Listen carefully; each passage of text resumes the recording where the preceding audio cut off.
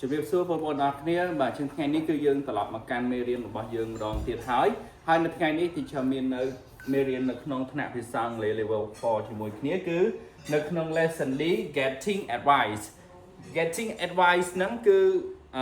សំដៅទៅលើការដែលផ្ដល់នៅដំបូន្មានឬមួយក៏ការទូន្មានព្រានប្រដៅផ្សេងតោះអញ្ចឹងនៅក្នុងនេះគឺយើងនឹងរៀនអំពីអំណានអត្ថបទមួយហើយនៅក្នុងនោះក៏ teacher ដកស្រង់ជាមួយនឹង vocabulary សម្រាប់ទាំងអស់គ្នាបាទស្វែងយល់នៅពាក្យនីមួយៗដែរដើម្បីឲ្យជាមធ្យោបាយមួយដែលអាចជួយបងប្អូនយល់ជាមួយនឹងអត្ថបទ reading របស់យើងកាន់តែស៊ីជម្រៅអញ្ចឹងសម្រាប់ reading របស់យើងគឺអំពី AD advice និយាយអំពីការផ្ដល់ដំបូន្មានរបស់ AD តោះអញ្ចឹងយើងអានជាមួយនឹងពាក្យគន្លឹះជាមួយគ្នា possible jealous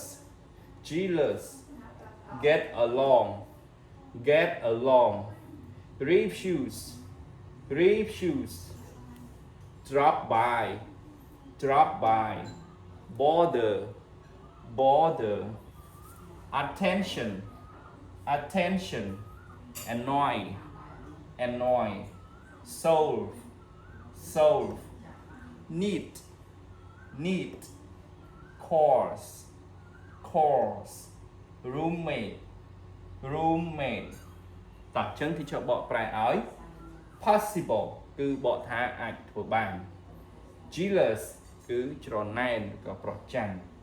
get along ចុះសម្រុង refuse នឹងគឺបដិសេធ drop by គឺមកលេង bother រំខាន attention ការយកចិត្តទុកដាក់ឬក៏ការទាញចំណាប់អារម្មណ៍ annoy រំខាន solve ដោះស្រាយ need ស្អាត course ការងារ roommate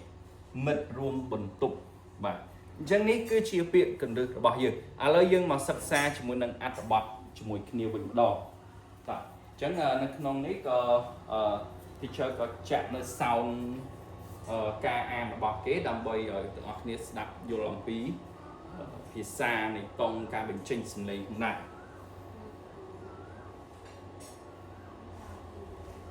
Lesson D Getting Advice Page 90 Exercise 1 Reading Addie's Advice 1 I have a big problem. It's my best friend. She doesn't really have any time for me these days. I call her, and she can't talk.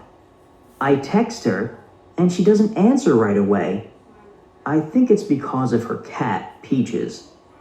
She got this little cat for her 30th birthday, and now she takes it everywhere. She even dresses it in little sweaters and hats. I don't know what to do. Is it possible to be jealous of a cat? TJ. 2 There's this new person at work. She works next to me and we get along, but she's always asking me to do things for her.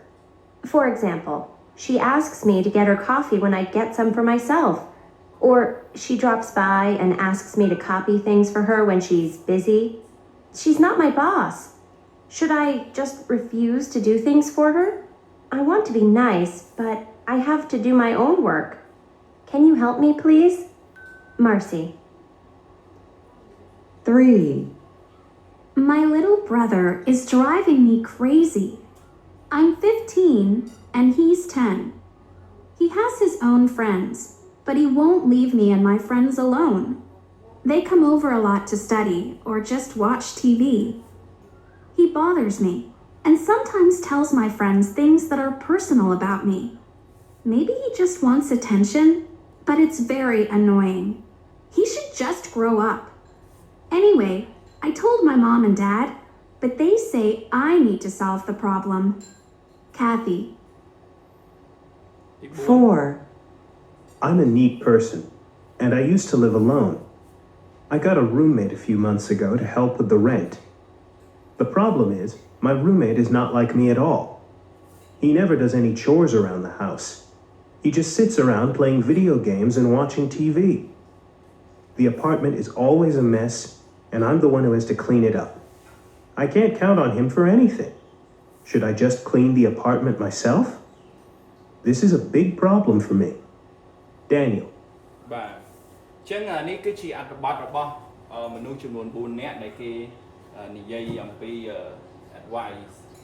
របស់ពួកគេមួយៗអញ្ចឹង teacher នឹងបកប្រែឲ្យដើម្បីឲ្យបងប្អូនកាន់តែស្វែងយល់ I have a big problem មានន័យថាខ្ញុំមានបញ្ហាដ៏ធំមួយ is my best friend ហើយវាគឺទៅលើមិត្តដ៏ជិតស្និទ្ធរបស់ខ្ញុំ She doesn't really have any time for me these days គឺគាត់មិនសូវជាមានពេលសម្រាប់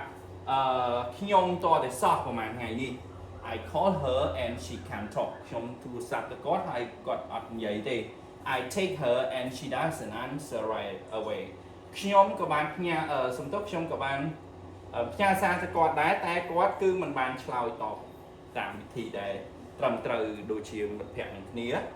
I think it's because of her cat Peaches ខ្ញុំគិតថាប្រហែលជាដោយសារឆ្មារបស់គាត់ហើយមើលទៅដែលឈ្មោះថា Peaches នឹង she got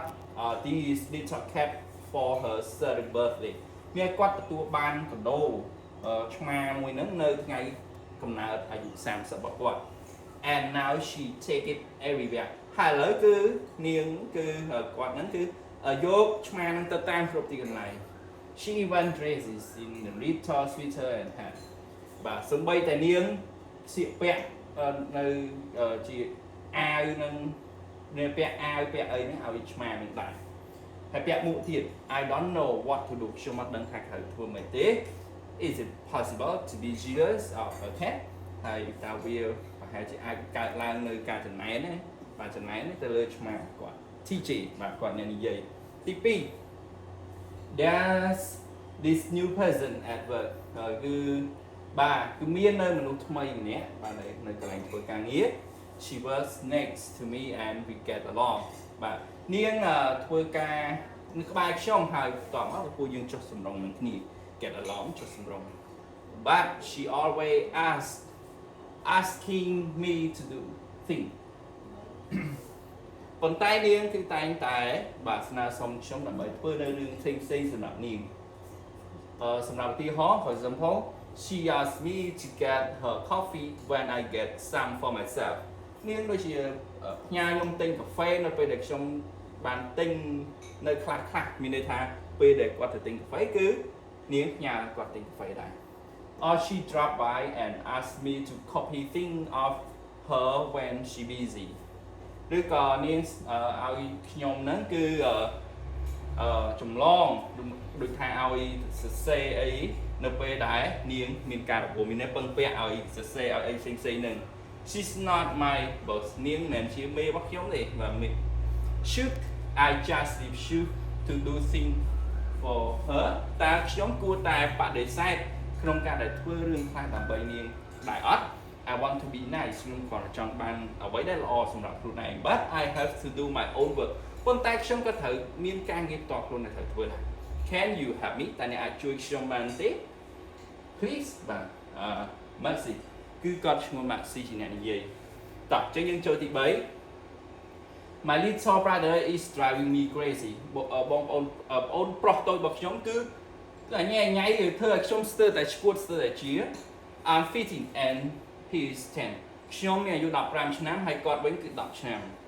He has his own friend ហើយគាត់ក៏មានមិត្តភក្តិផ្ទាល់ខ្លួនរបស់គាត់ដែរ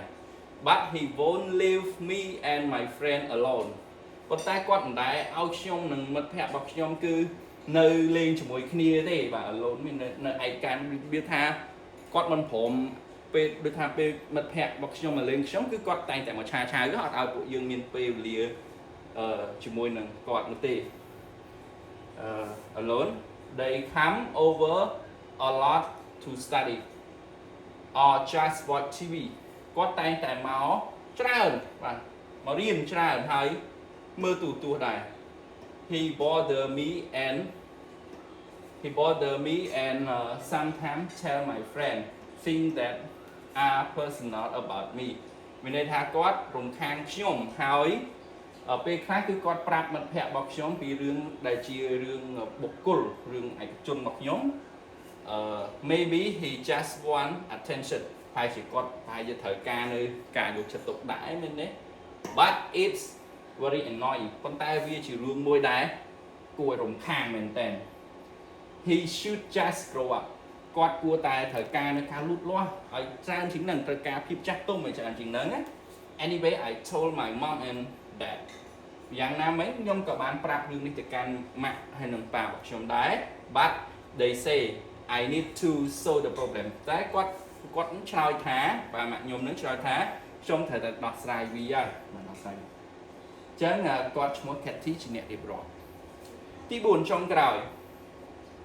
I'm a neat person and I used to live alone ខ្ញុំគឺជាមនុស្សម្នាក់ដែលចូលចិត្តភាពស្អាតហើយខ្ញុំធ្លាប់បានរស់នៅម្នាក់ឯង I got a roommate a few months ago to help with the rent ខ្ញុំទទួលបានក៏មានមិត្តរួមបន្ទប់2-3នាក់ដែរកាលពីប្រហែលខែមុន2-3ខែមុនដើម្បីជួយគ្នាដើម្បីដូចថានៅផ្ទះជួលជាមួយគ្នា The problem is my roommate is not like me at all បញ្ហានោះគឺត្រង់ថាមិត្តរួមបន្ទប់របស់ខ្ញុំហ្នឹងគឺអត់ដូចខ្ញុំតតែសោះបាទអត់មានអត្តចរិតដែលចូលចិត្តភាពស្រស់ស្អាតដូចខ្ញុំណា He never does any chores around the house គាត់គឺមិនដែលជួយធ្វើនៅការងារផ្ទះនោះទេជាមួយខ្ញុំនោះទេមានអត់ដែលធ្វើ He just sit around playing video game and watching TV គាត់គ្រាន់តែអង្គុយនៅជុំវិញផ្ទះហើយលេងនៅ game video ហើយក៏មើលទូរទស្សន៍ The apartment is always a mess ហើយផ្ទះជួលទុកជួលហ្នឹងដែរគឺតែងតែញ៉ៃមែនតើ and I'm the one who has to clean it up ហើយខ្ញុំជាអ្នកដែលតំណាក់គុតដែលជាអ្នកដែលតែងតែសម្អាតនៅបន្ទប់មួយហ្នឹង I can count on him for anything ខ្ញុំមិនអាចវារកគាត់ដើម្បីជួយនៅអារឿងទាំងអស់ហ្នឹងនោះទេ Should I just clean the apartment myself តែខ្ញុំគួរតែជាអ្នកដែលសម្អាត apartment ហ្នឹងដោយខ្លួនឯងតែឯងមែនទេ This is a big problem for me វាជារឿងមួយដែលជាបញ្ហាមួយដែលវាធំមែនទែនសម្រាប់ខ្ញុំទីទូទៅដែលយើងនៅជាលក្ខណៈគ្នាជាក្រុមយើងដោយថាគេអត់សូវជួយយើងធ្វើតែឯងក៏វាជាបញ្ហាមួយដែរអញ្ចឹងទាំងអស់នេះគឺជាបញ្ហារបស់មនុស្ស4នាក់ដែលបានគាត់ share ឲ្យទាំងអស់គ្នាបានដឹងអរគុណច្រើនចឹងមេរៀនរបស់យើងគឺមានតែប៉ុណ្្នឹងទេសង្ឃឹមថាបងប្អូននឹងចេះនៅការអានក៏ដូចជាអត្ថន័យនៅក្នុងមេរៀនរបស់យើងផងដែរអរគុណច្រើនជួបគ្នាវីដេអូក្រោយទីជិះនឹងមានមេរៀនដើម្បីចែកម្លែកបងប្អូនជាបន្តទៀតអរគុណសូមព្រះប្រទានពរ